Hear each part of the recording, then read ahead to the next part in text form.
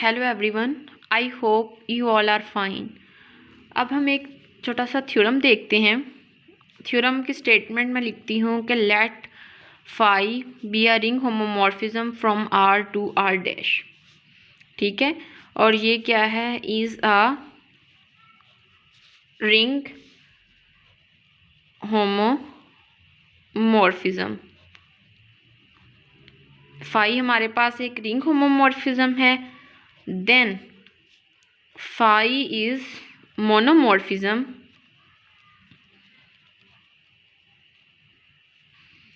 Phi monomorphism होगी, या हम इसको कह सकते हैं कि ये वन वन होमोमॉर्फिज्म है।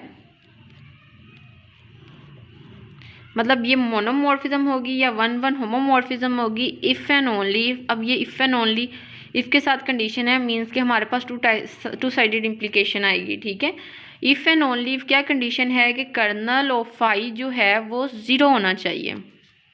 देन हमारे पास अगर कर्नल ऑफ फाई है तो ज़ीरो है, तो हमारे पास वन वन होमोमॉर्फिज्म या मोनोमॉर्फिज्म होगी, और अगर मोनोमॉर्फिज्म है तो कर्नल ऑफ फाई ज़ीरो होगा। अब हम इसका प्रूफ देख लेते हैं। प्रूफ में हम पहले इस साइड को प्रूफ करेंगे कि हम सपोज कर लेते हैं कि फाई जो है हमारे पास मोनोमॉर्फिज्म है।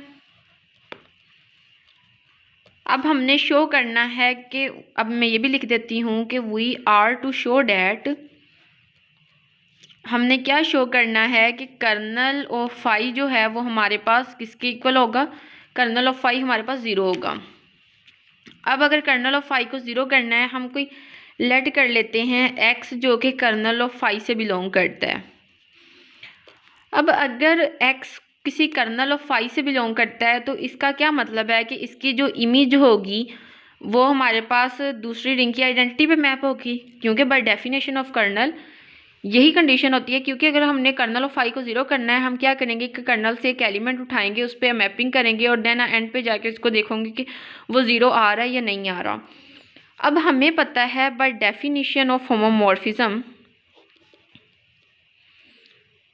By definition of homomorphism we know that के हमारे पास फाई ऑफ ज़ीरो जो होता है आइडेंटिटी होती है। मतलब कि आइडेंटिटी जो है वो आइडेंटिटी पे मैप होती है। पीछे हमने कॉन्सिक्वेंसेस भी किए थे रिंग होमोमॉर्फिज्म के, जिसमें हमने ये चीज़ प्रूफ भी की थी।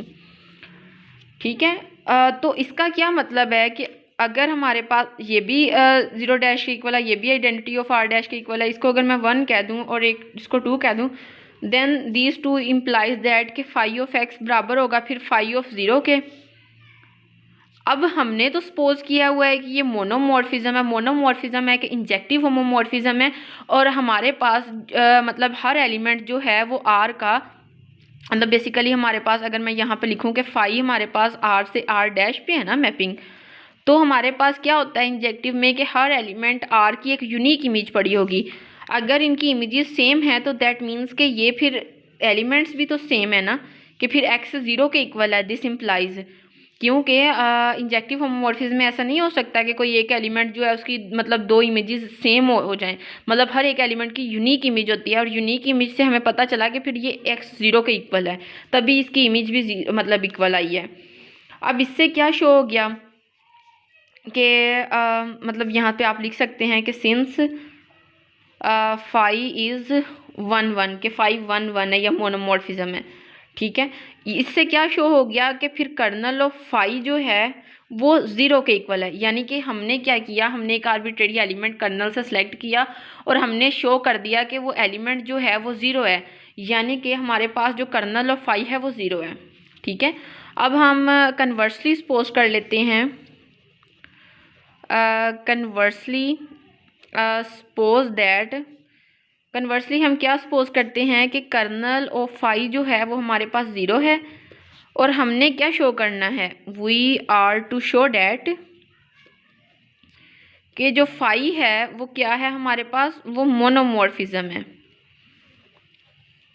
अब मोनोमॉर्फिज्म होने का क्या मतलब है कि अगर हमारे पास कोई भी दो एलिमेंट्स हैं आर और एस जो कि आर से बिलोंग कर रहे हैं, मतलब हमने दो एलिमेंट लिए जो आर से बिलोंग कर रहे हैं, और हमने कहा कि ये दो एलिमेंट जो हैं उनकी इमेजेस मतलब कि सेम है, मतलब सेम इमेज है इन एलिमेंट्स की। लेकिन क्योंकि मतलब हम बेसिकली मोनोमॉर्फिज्म में या इंजेक्टिवनेस में ये शो कर रहे हैं ना कि हमारे पास हर एलिमेंट की एक यूनिक इमेज है, लेकिन हमने कह दिया कि इनकी इमेजेस सेम है, यानी कि हमने कन्वर्सली सपोज कर लिया, मतलब कि कंट्रारिली सपोज कर लिया। अब हमने क्या देखा कि अगर हम यहाँ से इसको ये भी लिख सकते हैं फाई ऑफ एस, और ये किसके इक्वल होगा, आइडेंटिटी ऑफ ज़ीरो डैश के। ठीक है, अब यहाँ से हमने क्या किया कि बाय डेफिनेशन ऑफ इन्वर्सेस के दो एलिमेंट्स एक दूसरे के इन्वर्स हैं जब वो ज़ीरो आ रहे हों। ठीक है, ज़ीरो आंसर दें। अब यहाँ से ये इसके इक्वल होता है, क्योंकि हमने इस कॉन्सिक्वेंसेस में ये देखा था, ये हमारे पास आया है फाई के होमोमॉर्फिज्म होने की वजह से। हमने देखा था कि phi of X minus Y हो तो ये होता है phi of X minus phi of Y के इक्वल, तो हमने यही चीज़ यहाँ पे यूज़ की। ठीक है, अब इससे क्या शो हो गया कि अगर हम फाई मतलब एक एलिमेंट पे अप्लाई कर रहे हैं, अब इसको हम कंसिडर कर रहे हैं ना सिंगल एलिमेंट, तो हम इस पे फाई अप्लाई कर रहे हैं तो हमारे पास ज़ीरो आ रहा है। इसका मतलब है कि आर माइनस एस जो हैं वो किससे बिलोंग कर जाएंगे, कर्नल ऑफ फाई से। ठीक है, कि R minus S kernel of phi से बिलोंग कर जाएंगे, लेकिन हमें ये भी पता है कि कर्नल ऑफ फाई है भी ज़ीरो के इक्वल। इसका मतलब है कि आर माइनस एस किसके इक्वल हो जाएंगे, ज़ीरो के, और इससे क्या इम्प्लाई हो जाएगा कि आर हमारे पास एस के इक्वल है। यानी कि अगर इमेजेस सेम है तो दैट मीन्स कि वो दो एलिमेंट्स जो हैं वो भी एक दूसरे के सेम हैं। इस तरह से हमारे पास ये प्रूव हो गया, हैंस प्रूव्ड।